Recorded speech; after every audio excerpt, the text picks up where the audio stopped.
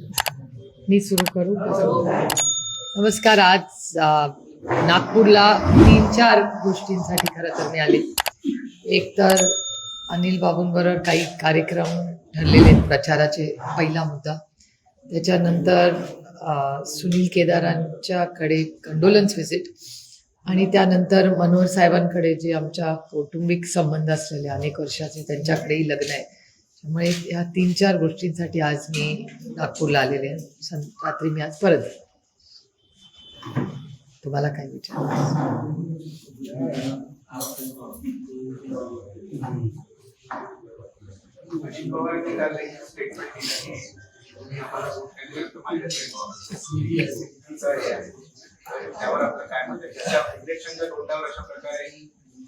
मला असं वाटतं की ह्याचं उत्तर आपल्याला म्हणजे अपेक्षा करणं कितपत योग्य आहे, कारण का इलेक्शन कमिशनचे अनुभव मला खूप वेगळे आलेले आहेत. त्याच्यामुळे एका सशक्त लोकतंत्रामध्ये इलेक्शन कमिशनची नैतिक जबाबदारी असते या स्टेटमेंट्सचं मॉनिटरिंग करणं, पण ते होताना फारसं काही आपल्याला आजकाल दिसत नाही. आणि मी स्वतः इलेक्शन कमिशनमध्ये केस लढलेले आहे आणि आमची कागदपत्र असतानाही आम्हाला काही न्याय मिळाला नाही. त्यानंतर आम्ही आता सुप्रीम कोर्टात लढतोय. पण हे दुर्दैव आहे की एका सशक्त लोकतंत्रामध्ये इलेक्शन कमिशन बद्दल आस्था, श्रद्धा, विश्वास हा असलाच पाहिजे. पण गेल्या काही वर्षांमध्ये दुर्दैवाने त्याच्यात समाजामध्ये असेल, वर्तमानपत्रात असेल, ह्याच्यात कुठेतरी एक अस्वस्थता ही जाणवते. म्हणजे येणारे अग्रलेख असतील, तुमच्याकडचं रिपोर्टिंग असेल किंवा समाजात होणारी चर्चा असेल, त्याच्यामुळे एका सशक्त लोकशाहीसाठी हे थोडंसं घातक आहे.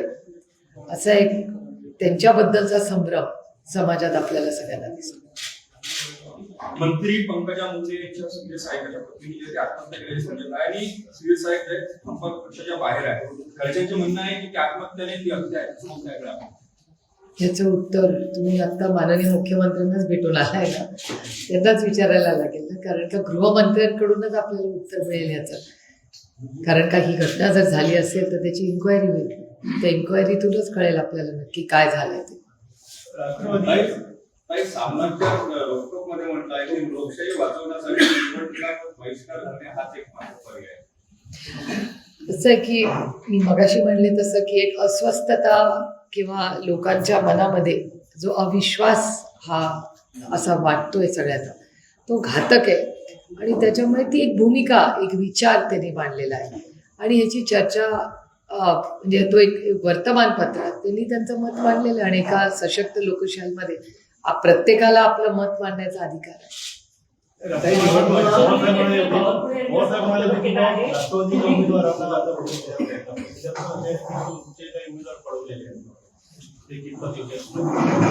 नाही, योग्य काय, अर्थातच अयोग्य आहे ना कोणीही करणं. म्हणजे आम्ही करते काही गोष्टी ह्या देशामध्ये, म्हणजे जर लोकशाहीवर विश्वास असेल आणि लोकशाही जगावी, टिकावी ही आपली नैतिक भूमिका जर असेल तर अर्थातच ते अयोग्यच आहे ना. आणि मला असं वाटतं की ह्या घटना या लोकशाहीमध्ये ही जी नवीन ट्रेंड जो आलेला आहे हा अतिशय दुर्दैवी आहे आणि हे सस्टेनेबल मॉडेल नाही आहे. आणि राज्याच्या आणि तुमच्या आणि माझ्या ज्या स्वातंत्र्यासाठी आपल्या अनेक पिढ्यांनी एवढं मोठं योगदान केलं, एवढा इंग्रजांच्या विरोधात एवढा मोठा लढा उभा केला, त्याला 75 वर्षानंतर तडा जातोय का अशी एक भीती समाजामध्ये आणि तुमच्या ह्या प्रश्नांमधूनही जाणवते. गडचिरोलीमध्ये बावनकुळे यांनी एका प्रचार सभेत असं वक्तव्य केलं आहे की विस्तार प्रचारात खर्चाची चिंता अजिबात करू नका, निवडणूक आयोगाला आपण हिशोब देऊ. त्या प्रश्नातच माझं उत्तर आहे. तुम्ही बघा, मला नागपूरला आल्यावर जे प्रश्न विचारले ते सगळे इलेक्शन कमिशनच्याच आजूबाजूला आहेत. म्हणजे हे मला आजपर्यंत इलेक्शन कमिशनवर एवढे प्रश्न कधीच बोलले. हेच तर चिंताजनक आहे. हेच तर मी म्हणते की जर समाजातल्या सगळ्याच घटकांना एक अविश्वास इलेक्शन कमिशनच्या बाबतीत वाटत असेल तर हे किती घातक आहे. एका सशक्त लोकशाहीमध्ये कोणीही सत्तेमध्ये असू दे, एक लोकशाहीसाठी हे घातक आहे. अनिल बाबू देशमुख अनुपस्थित आहे आज आणि अनिल बाबू देशमुख यांच्या घरात गृहकलह सुरू आहे अशा बातम्या येत आहेत. त्यात सत्यता ते दोघंच सांगू शकतील. सलील देशमुख आणि अनिल देशमुख यांच्या उमेदवारीवरून निवडणुकीच्या वेळेस विधानसभेच्याही कलह झाला होता अशाही काही बातम्या येत आहेत. या संदर्भात तुमची माहिती काय, तुम्ही काय मध्यस्थी करणार आहात? कुछ तो लोग कहेंगे, लोगों का काम है कहना. त्यामुळे अशा गोष्टी होत राहतात. मला असं वाटतं की अनेक वेळा ज्या गोष्टी घडत नाहीत त्याही कधी कधी आम्हाला बाहेर कानावर येतात. कधी त्या आमच्या बाजूनी असतात, आम्हाला आवडतात. आमच्या विरोधात असल्या तर मग त्या वाटत आहेत, किंवा विरोधकांच्या बाबतीत अशा आल्या तर आम्हाला गंमत वाटते. त्याच्यामुळे ते आपल्यावर जोपर्यंत शिकत नाही त्याच्यावर आपण ते गॉसिप असू दे, सत्य असू दे, ती मजा येते. त्याच्यामुळे ह्या गोष्टी होत राहतात. पण मी अतिशय जबाबदारीने तुम्हाला सांगू इच्छिते, एक तर अनिल बाबू पुढे प्रचाराला गेले, मी जाणार आहे. आणि दुसरं, सलील काल मला मुंबईमध्ये भेटलेही. काल एक कौटुंबिक सोहळ्यासाठी ते मुंबईला गेलेत, काल आणि आज. आणि मला असं वाटतं की घरात काय झालंय का नाही झालंय, मला असं वाटतं तो कुठल्याही, म्हणजे अनिल बाबूंच्याच नाही, कुणाच्याही घरात आम्ही सगळ्यांनी जे आम्ही राजकारणातून, आम्हाला तो अधिकारच नाही. कारण का आम्ही लोकसेवेत आहोत. जसं अनिल बाबांनी इतकी 5-6 दशकं महाराष्ट्राची सेवा केली आहे, तसं सलीलचंही खूप मोठं योगदान राहिलेलं आहे. आणि आताही त्यांनी विधानसभा लढले, अनेक वर्ष युवक नेता म्हणून त्यांनी खूप काम केलेलं आहे. सेवा करण्याचा एक प्रांजळ प्रयत्न त्यांनी केलेला आहे. त्याच्यामुळे मला वाटत नाही की ह्याच्यात फार काही तथ्य किंवा असं. आणि या गोष्टी गॉसिप तर चालतं, थोडा उसका मजा भी सबने लेना चाहिए, क्या फरक पडता है. पण वास्तव असं आहे की आम्हाला कुणालाही, जे आम्ही सार्वजनिक आयुष्यात आहोत, कोणी म्हणजे, आणि सगळ्याच पक्षांच्या लोक, ही माझी फ्रटर्निटी आता डिफेंड करते, आम्हाला ह्या कुठल्याच इमोशन्सचा अधिकार नाही. याचं कारण असं की आम्ही सेवेसाठी इथे आलो आहे. ही सेवा आहे, कोणीच कुणाला आग्रह करत नाही, आणि नोबडी इज इनडिस्पेन्सिबल, हा एक आहे. आणि मला असं वाटतं सलीलवर झालेले त्याच्या कुटुंबातले संस्कार जे आहेत, त्याच्यामध्ये सलीलच्या मनात एक गोष्ट नक्कीच आहे की पहिला देश, मग राज्य, मग पक्ष, आणि त्याच्यानंतर कुटुंब. त्याच्यामुळे हा काही मनातून तुम्ही विचार काढूनच टाका, तुम्हाला तो प्रचारात लवकरच दिसेल. त्याच्यामुळे ह्या ज्या गोष्टी वर्तमानपत्रात येतात वगैरे, सूत्र, तर ह्या गोष्टी चालू असतात, कधी कधी येत राहतात. फारसं त्याला महत्त्व देऊ नका. कारण मला असं वाटतं आत्ता ह्या भागाचा विकास, महाराष्ट्रावरची आव्हानं, आज महाराष्ट्रात दर 3 तासाला एक आत्महत्या होते. हा माझा डेटा नाही आहे, महाराष्ट्र सरकारचे मंत्री माननीय मकरंद पाटीलचं ऑफिशियल स्टेटमेंट आहे. त्याचबरोबर महाराष्ट्राची जी ग्रोथ आहे त्याच्यामध्ये, ज्याला FRPM ॲक्ट म्हणतात, फिस्कल डेफिसिट मॅनेजमेंट, त्याच्यामधली गॅप वाढलेली आहे. आणि महाराष्ट्राची आर्थिक परिस्थिती अडचणीत आहे. मी म्हणत नाही आहे, भारत सरकार आणि महाराष्ट्र सरकारचा डेटा सांगतो. त्यामुळे अनेक अशी मोठी आव्हानं राज्याच्या आणि देशाच्या समोर आहेत.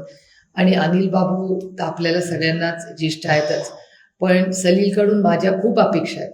त्याच्यामुळे हे सगळं गॉसिप छोड दो, काम पे लग जा. याला जोडून असं आहे की यापूर्वी जेव्हा 2 चक्र पडली पक्षाला, 2 तुकडे तुमच्या पक्षाचे झाले, तेव्हा सलील देशमुख झाले नाही, आमच्या पक्षाचे केले. तर तेव्हा सलील देशमुख काही गेले नाही तिकडे. अजित पवार आणि सलील देशमुखांचे अत्यंत जवळचे संबंध आहे. ते आजारी होते, ते दवाखान्यात व्हायलाही आले होते, तेव्हाही सलील देशमुख गेले नाही. त्यामुळे आता सलील देशमुख कुठेही जाणार नाही, याच्यावर तुमचं काय मत आहे? जायचं का, बघा, जायचा प्रश्न येतच नाही एकतर. आणि कौटुंबिक संबंध आहे. तुम्ही मला म्हणलं की अजित पवार सलील देशमुखांना विचारले, तो प्रश्न मी तुम्हाला फ्लिप करते. मी किती वेळा भुजबळ साहेबांना बघायला गेले. माझे आणि भुजबळ साहेबांचे कौटुंबिक संबंध फक्त हॉस्पिटल पुरतं नाही आहे. आणि राष्ट्रवादी काँग्रेस पक्षाचे, जेव्हा आमच्या पक्षाचे 2 तुकडे अयोग्यपणे केले गेले, केस अजूनही चालू आहे कोर्टामध्ये, आम्हाला तारीख मिळत नाही, कागदपत्र आमची पूर्ण. त्याच्यामुळे ह्या सगळ्या प्रक्रियेमध्ये एक दुर्दैव आहे की महाराष्ट्राचं राजकारण ह्या थराला गेलंय की एकीकडे आम्ही आलोय राजकारणात कोर्टाची पायरी चढायला नाही, आम्ही तुमच्या आयुष्यात एक चांगला बदल आणि चांगली पॉलिसी करण्यासाठी आलोय. हे दुर्दैव आहे की आम्हाला आता कोर्ट कचऱ्या करायला लागतात. जो वेळ आम्ही लोकसेवेत घालवण्यासाठी आम्ही निवडून आलोय, हे दुर्दैव आहे की आम्हाला त्यातला काहीसा वेळ आम्हाला कोर्टात घालवावा लागतो. हे दुर्दैव आहे आमचं, आणि हा अन्याय आमच्यावर. ताई, तुम्ही राजकारणाची पातळी आता बोलले, तर भाजपची जे सत्तेसाठी इन्स्टंट थेअरी आहे सध्या सुरू आहे, जसं पालघरमध्ये 16 एप्रिल 2022ला 2 साधूंची निर्गुण हत्या काशीनाथ झाली. त्याच्या मुख्य आरोपीलाच ह्याच्या भाजपमध्ये घेण्यात आलं होतं, काशीनाथ चौधरी. हो, काशीनाथ 3,000 समर्थकांना. त्याच्यानंतर माध्यमांमध्ये टीका झाल्यानंतर 24 तासात रवींद्र चव्हाणने त्याला हे केलं. पण दुसरं आहे नाशिकचं ते बडगुजर, जे दाऊदच्या साथीदारासोबत नाचताना दिसले. भाजपचा स्थानिक आमदारांचा विरोध असतानाही बडगुजरांना सत्तेत घेण्यात आलं. तुम्ही ह्याच्याकडे कसं बघता? मला तुम्हाला खरं सांगू, मी खूप प्रांजळपणे म्हणते की माझे भारतीय जनता पक्षाबरोबर राजकीय मतभेद आहेत, माझे मतभेद नाहीत. आणि याचं कारण असं की मी भारतीय जनता पक्षाला एक अतिशय सुसंस्कृत पक्ष म्हणून अनेक वर्ष दिल्लीत पाहिले. अटलजींपासून, म्हणजे मी पाहिलेले नेते, त्याच्या आधीचं मी बोलू शकत नाही, पण अटलजी असतील, माननीय अडवाणीजी असतील, सुषमाजी ज्यांना मी गुरु मानते, हे मी पहिल्यांदा मी अनेक वेळा म्हणले की सुषमा स्वराजांना मी गुरुस्थानी पार्लमेंटमध्ये ठेवले, कारण ते एक अतिशय उत्तम पार्लमेंटमध्ये संसदपट्टू म्हणून आम्ही त्यांच्याकडे पाहिलेलं आहे. ज्या पद्धतीने त्या भाषण करायच्या, म्हणजे कुठली सीमा ओलांड्याची नाही आणि कुठपर्यंत भाषण करताना विरोधकांनी गेलं पाहिजे त्याची जी सीमा होती ती आम्ही सुषमाजींकडून शिकलो. आणि त्याच्यामुळे अरुण जेटली साहेब, मी अनेक वेळा म्हणजे मी मीडियालाही सांगितले की जेटली साहेबांचं भाषण असलं की आम्ही जाऊन बॅल्कनीतून बघायचो की आज जेटली साहेब काय बोलणार. आणि अनेक वर्ष म्हणजे मी पुण्यात प्रकाश जावडेकर साहेब असतील, तुम्ही त्यांना जावडेकर साहेबांना स्पोक्सपर्सन म्हणून अनेक वर्ष पाहिले.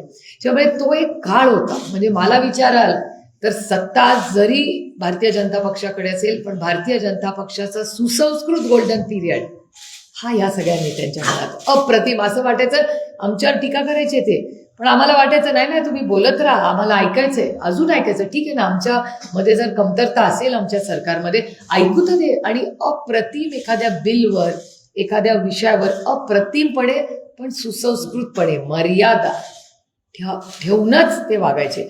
आणि गंमत अशी आहे, ह्या म्हणजे तुमच्या प्रश्नातच खरं तर माझं सगळं उत्तर आहे की ज्याच्यामुळे आम्हाला काँग्रेसमुक्त भारत असं करायचं झालं तर आज भारतीय जनता पक्षामध्ये काँग्रेसीकरण झालेलंच आहे ना. म्हणजे तुम्ही काशीनाथ भाऊंचं उदाहरण झालं, तुम्ही त्यांना गुन्हेगार समजता, मी काशीनाथ भाऊंना ते कालही गुन्हेगार समजत नव्हते, आजही नाही आणि उद्याही नाही. याचं कारण असं की महाविकास आघाडीचं सरकार होतं, त्यावेळी काशीनाथ भाऊंवर ह्याच भारतीय जनता पक्षाने रान पेटवलं होतं त्यांच्या विरोधात. त्यांना अटक करा, केवढी मोठी आंदोलनं केली होती. आणि मग त्याच माणसाला तुम्ही पक्षात घेता. म्हणजे मला आश्चर्य वाटतं नवाबबाईंबद्दल बघा. नवाब मलिक हे आमच्यावर अनेक वर्ष काम केलेले, आमच्या पक्षाचे पक्ष एकत्र होता तेव्हा वरिष्ठ नेते राहिलेले, यांच्या सोयीप्रमाणे यांना नवाबबाई चालतात. आणि नवाबबाईंवर मुंबईची जबाबदारी टाकल्यावर ह्यांना नवाबबाई चालत नाहीत. हा कुठला न्याय आहे? And everybody is innocent till is proven guilty. मग नवाबबाई जर तुम्हाला सही करायला तुमच्या सरकारला चालतात पण प्रचाराला चालत नाहीत सोयीप्रमाणे, हा कुठला न्याय? आणि नवाबबाईंवर आलोप भारतीय जनता पक्षाने केले. भारतीय जनता पक्षाचा डेटा काढून बघा, ज्यांच्यावर त्यांनी आरोप केले सिलेक्टिव्हली त्यांचं वॉशिंग मशीन चालतं आणि सिलेक्टिव्हली त्याचा आउटकम असतो. म्हणजे त्यांना जेव्हा सोयीचं असतं तेव्हा वॉशिंग मशीनमधून सगळं विसरून झालं होतं, त्यांना सिलेक्टिव्हली ते वॉशिंग मशीन चालतं आणि त्याच्यातून पण कॅटेगरी ABC असते. इलेक्शन आलं की परत त्यांचे बदल होतात. हे दुर्दैव आहे, कारण आम्ही जरी विरोधात असलो तरी दिलदार विरोधक असायला असतं. कारण का लोकशाही टिकणार कशी? जर दिलदार विरोधक असला तरच ना. जसं माझी बोलायची ताकद आहे तशी मला ऐकायची ताकद ठेवली पाहिजे ना. त्यालाच तर लोकशाही म्हणतात. ते दुर्दैव आहे की ज्यांच्यावर 10-11 वर्षापूर्वी टीका करून तुम्ही त्यांना मुक्त करणार होता महाराष्ट्र आणि भारत, त्याच लोकांना घेऊन आज तुम्ही राज्य करताय ना देशामध्ये, काश्मीर टू कन्याकुमारी. हे काय फक्त इथे महाराष्ट्रापर्यंत सीमित नाहीये. आणि महाराष्ट्रामध्ये आज जर तुम्ही कधी असेंब्लीमध्ये गेला, आता आहे ना 8 तारखेला असेंब्ली, जरूर बॅल्कनीत जावा आणि त्याच्यातून एक डेटा अनालिसिस करा की अरे हा तर राष्ट्रवादीत होता, हा काँग्रेसमध्ये होता, राष्ट्रवादी 2/3 असतील राष्ट्रवादी काँग्रेस, म्हणजे भारतीय जनता पक्षाचे, मी अलायन्सचं म्हणत नाही, आजच्या घडीमध्ये भारतीय जनता पक्षाचे ओरिजिनल काँग्रेसच्या किंवा राष्ट्रवादीत निवडून आलेले. आणि काही ना काही कारण आहे.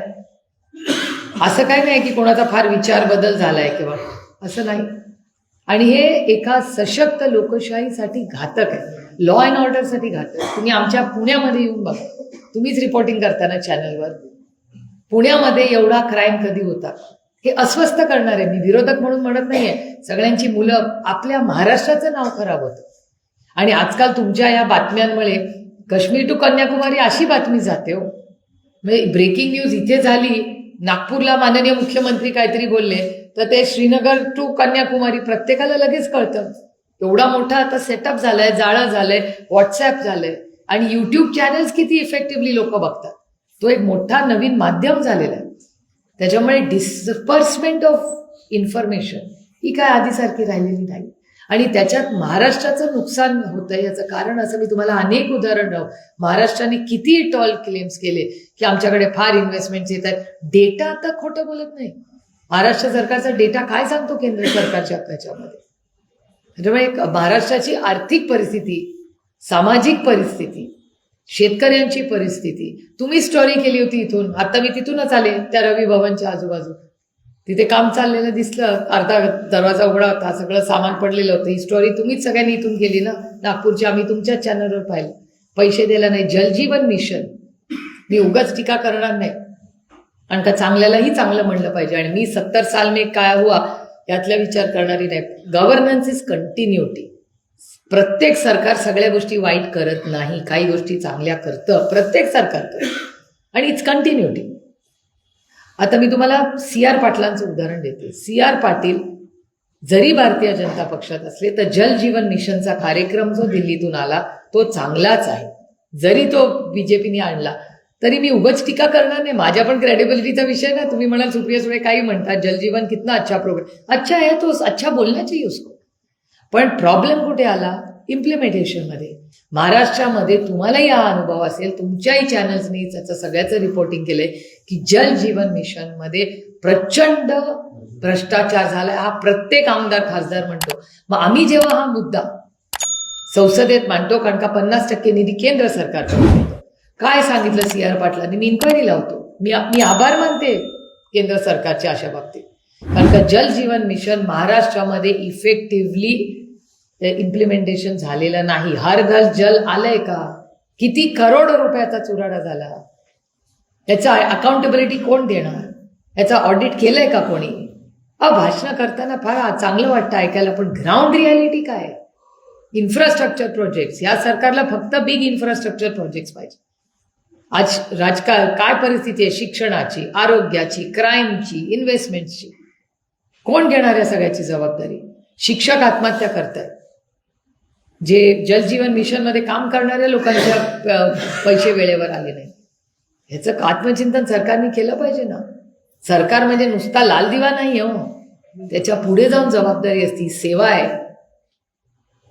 मॅडम, सामाजिक न्याय विभागाचे मुख्य आयुक्त डॉक्टर हर्षदीप कांबळे यांनी नुकताच एक GR काढलेला आहे आणि त्यामध्ये जवळपास 20 वर्षापासून जे अत्याचारग्रस्त होते त्यांना आज त्यांची भरपाई मिळायला मार्ग मोकळे व्हायला आहे, ज्या काळात तुमची सत्ता होती. तर याबद्दल आपण काय सांगाल? नाही, जर लोकांना न्याय मिळणार असेल तर आपण त्याचं स्वागतच केलं पाहिजे.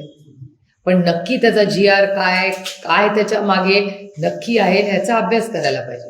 कारण का ते हेडलाईननी उपयोग नाही. कारण का अनेक वेळा महाराष्ट्र सरकार हेडलाईन्स करतं, इम्प्लिमेंटेशनला प्रॉब्लेम्स येतात. मी तुम्हाला 10 उदाहरणं पॉलिसी लेवलला देऊ शकते. Jal Jeevan mission is the best example. इम्प्लिमेंटेशनला केवढ्या गॅप्स आहेत आणि एवढे बिग तिकीट प्रोजेक्ट्स असतात त्यांचे, पण ग्राउंडला काय परिस्थिती आहे महाराष्ट्र सरकारची? आता एवढा आनंदाचा शिधा, काय झालं ते शिध्याचं इलेक्शन झालं? का नाही तो दिला गेला गरीब कष्ट करणाऱ्यांना? का नाही वेळेवर ST SCच्या स्कॉलरशिप्स मुलांना पोचत आहेत? त्यांनी आठवत एक कार्यक्रम केला होता, सगळ्या जिल्हा परिषदच्या शाळा सुधारणा करू. किती शाळा खरंच सुधारल्या? त्याचं ऑडिट केलंय कोणी? तुम्हाला आठवत असेल 10 वर्षापूर्वी यांचं सरकार आल्यावर सगळीकडे टॉयलेट, शौचालय करणार आम्ही. किती झाली, किती त्याच्यातली ऑपरेशनल, त्याचं ऑडिट कोणी केलंय का कधी? त्याच्यामुळे ते ऐकायला खूप बरं वाटतं तो डेटा जेव्हा फेकला जातो तुमच्याकडे, पण फॅक्च्युअल ग्राउंडवर खरंच तेवढे बदल झालेत का हे बघा. मॅडम, एक प्रश्न असा आहे, तुमच्यावरती विरोधी पक्षाकडून अशी नेहमी टीका केली जाते, काही प्रमाणात खिल्ली उडवली जाते. तुमचा पक्ष हा 3.5 जिल्ह्यांचा पक्ष आहे. की यात काही सत्य नाहीये. पुसद पासून सिरोंच्या पासून सगळीकडे पवारसाहेबांचे कार्यकर्ते सगळीकडे आहे, जे आता तुम्हाला सोडून दुसऱ्या पक्षात गेले, मंत्री झाले, राज्यमंत्री झाले.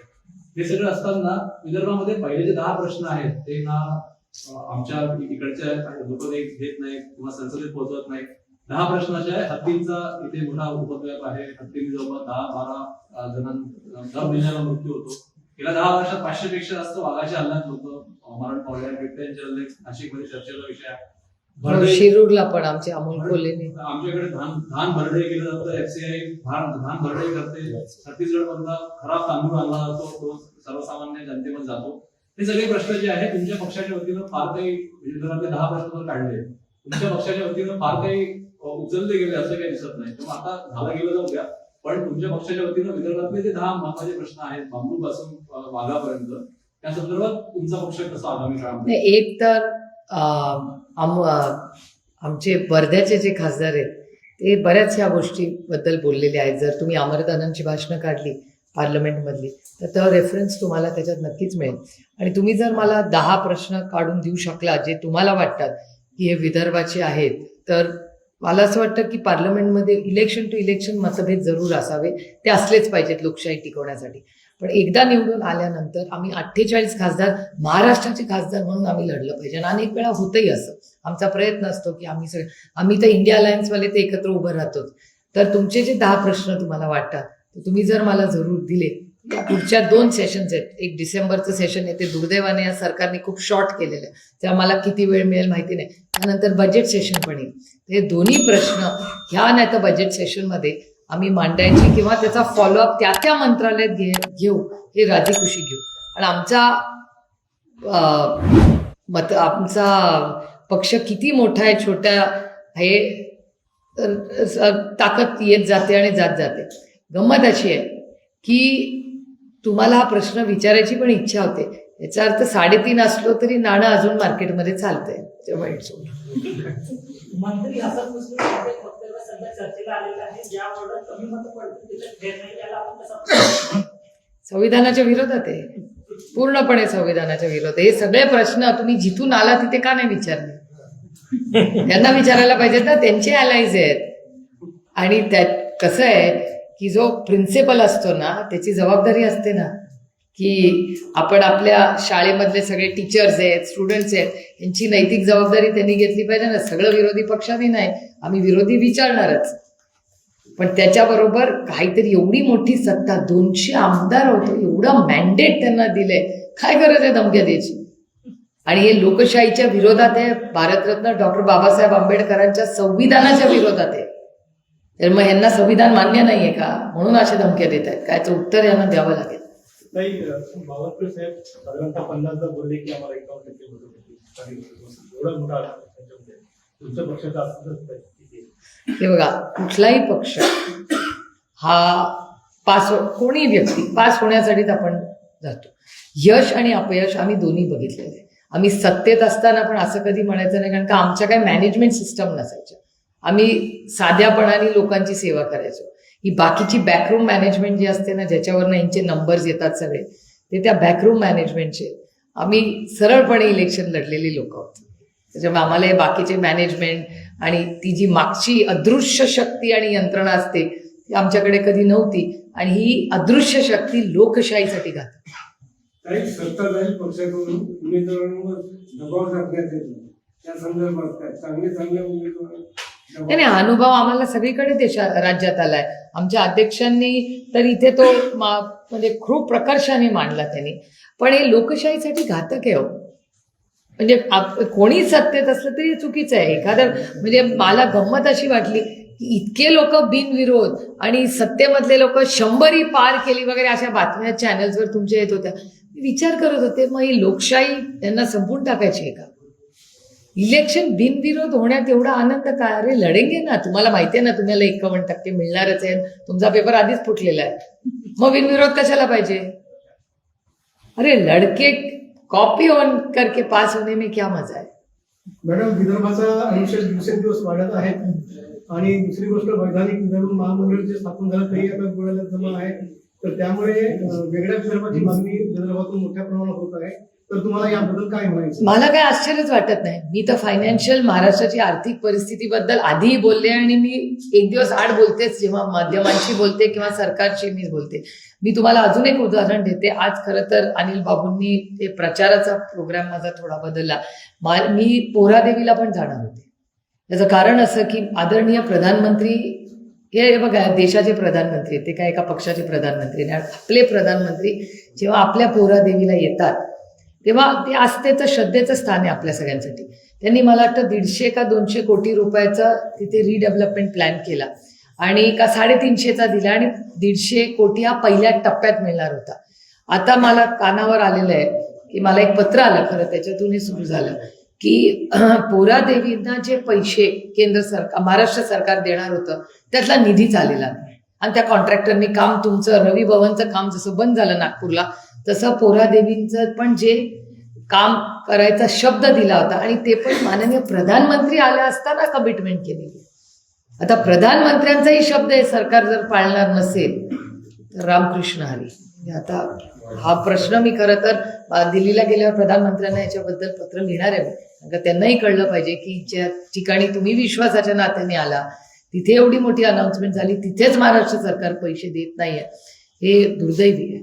हे मनसेला महाविकास आघाडी काँग्रेस विरोध करते आणि त्याच्यासाठी पवार साहेब म्हणतात दिल्लीला जाणार आहे. तर काय आपल्याला काय वाटतं का? नाही, मला असं वाटतं की म्हणजे साधारणपणे सगळीकडेच तसं होतं. तुम्ही बिहारलाही बघितलं असेल, भारतीय जनता पक्षाने अनेक मित्र पक्षांना एकत्र घेऊन मताचं विभाजन होऊ नये याच्यासाठी प्रयत्न केलेले आहेत. आणि आता पुढे काय स्ट्रॅटेजी, काय प्रस्ताव येतील ते पुढच्या एक 8-10 दिवसात खरं तर स्पष्ट होईल. पण काल अजितदादा पवारांचं एक स्टेटमेंट मी तुमच्याच चॅनलवर आज सकाळी पाहिलं. त्याच्यात ते असं म्हणाले की कदाचित मंगळवारी जी केस आहे त्याच्यात इलेक्शन पुढे जाण्याची ही शक्यता आहे. त्याच्यामुळे आता अजून स्पष्टताच नाहीये की म्हणजे जर सत्ताधारीच म्हणत असतील की जायची शक्यता आहे, याचा अर्थ त्याला काहीतरी म्हणजे कानावर आल्याची शक्यता आपल्याला नाकारता येत नाही. त्याच्यामुळे मग आता परत कॉर्पोरेशन आणि जिल्हा परिषद पुढे जाणार का, हा एक मोठा प्रश्नच उभा राहिला ना आपल्या सगळ्यांच्या समोर. मागचे भाजपमध्ये जे घराणेशाही आहे, कोणाची पत्नी आहे, कोणाची आई आहे, कोणाचा मुलगा आहे, कोणाची सून आहे, कोणाची सून आहे, अशी जी आहे त्यांची मदत होती घराणेशाही. एक तर घराणेशाहीचा सगळ्यात मोठा आरोप आमच्यावर असायचा. आता मी जेव्हा टीव्ही बघते तेव्हा असं आहे, भारतीय जनता पक्षाची एक खासियत आहे, आम्ही केलं तर घराणेशाही, त्यांचं असलं तर मेरिट, आपलं ते बाबडे आणि दुसऱ्याचं ते कार्ट. त्याच्यामुळे आमच्यावर सगळ्यात मोठे आरोप भारतीय जनता पक्षाने 10 वर्ष केले की हे घराणेशाहीवाले. मला खूप प्रांजळपणे त्यांना विचारायचं. परवा तुमच्याच सगळ्या चॅनलनी दाखवलं, ह्याची आई, ह्याची बायको, ह्याची वहिनी, सगळे भारतीय जनता पक्ष. त्याच्यामुळे 10 वर्षापूर्वी जे आरोप काँग्रेसवर झाले, सगळ्याच प्रकारचे आरोप जे काँग्रेसवर झाले, तिथेच आज 10 वर्षांनी भारतीय जनता पक्ष उभे. जे मी तुम्हाला सुरुवातीलाच सांगितलं की भारतीय जनता पक्षाबरोबर माझे राजकीय मतभेद आहेत, विचारांमध्ये आमचे अंतर आहे, पण माझे मनभेद नाही. तो पक्ष एक सुसंस्कृत पक्ष होता. मी त्यांच्या नेतृत्वातला फार जवळून पाहिले. भारतीय जनता पक्ष अतिशय सुसंस्कृत पक्ष होता. म्हणजे मलाच धक्का बसतो की अरे भारतीय जनता पक्षाचा स्पोक्सपर्सन असा का बोलतोय. मलाच अस्वस्थ वाटतं की अरे क्या हो गया इनको, यार इतना अच्छा पार्टी था, इतना कल्चर्ड पार्टी था, इनको क्या हो गया. कारण काही त्यांची स्टाईल नाही. मी निर्मलाजींना डिबेट करताना बघितलंय, मी नवीन कोहलीला डिबेट करताना बघितलंय, मी अनुराग, किती नावं तुम्हाला सांगू ज्यांना अतिशय सुसंस्कृतपणे डिबेट करताना मी तुमच्याच चॅनलवर बघितलं. प्रकाश जावडेकरजी किती छान डिबेट करायचे, नलीन कोहली, किती नावं तुम्हाला सांगू. निर्मलाजींची ओळख आपली कशी झाली, चॅनलमधूनच झाली ना. कसा डिबेट करायचा मला सांगा. आता सांगा मला भारतीय जनता पक्षाची 4 नावं सांगा तुम्ही पत्रकार आहात ना, जे डिबेट चांगलं करतात किंवा डिबेट करतात हे पण सांगा. तुम्हाला स्पोक्सपर्सनची नावं पण माहिती नसतील. हे दुर्दैव आहे की एक सुसंस्कृत पक्ष कशामुळे एवढा त्याच्यात बदल झालेला आहे. आणि जे जे काँग्रेसवर त्यांनी नावं ठेवली, म्हणजे मला अमित शहाजींचे शब्द आठवत आहेत. आज अमित शहाजी एका डिबेटमध्ये दिल्लीला म्हणले होते की तुम्ही एक बोट जेव्हा दुसऱ्यांकडे दाखवता ना तेव्हा 3 बोटं तुमच्याकडे दाखवता. हे अमित शहाजींचे शब्द आहेत, मला अजून मी विसरणार नाही. आता भारतीय जनता पक्ष दुर्दैवाने मी म्हणेन, कारण का विरोधक असला ना तरी तो दिलदार आणि सुसंस्कृत असला तर एक सशक्त लोकशाहीसाठी ते महत्वाचं आहे. आम्हालाही हवा विरोधक, का नसावा विरोधक? त्यामुळे दुर्दैव आहे की भारतीय जनता पक्षाकडून मुझसे म्हणजे त्यांच्याकडून ही उमेद नाही. आलं, थँक्यू. गर्जा हिंदुस्तान चॅनलला सबस्क्राईब करा आणि ताज्या घडामोडी जाणून घेण्यासाठी बेल आयकॉनवर प्रेस करा.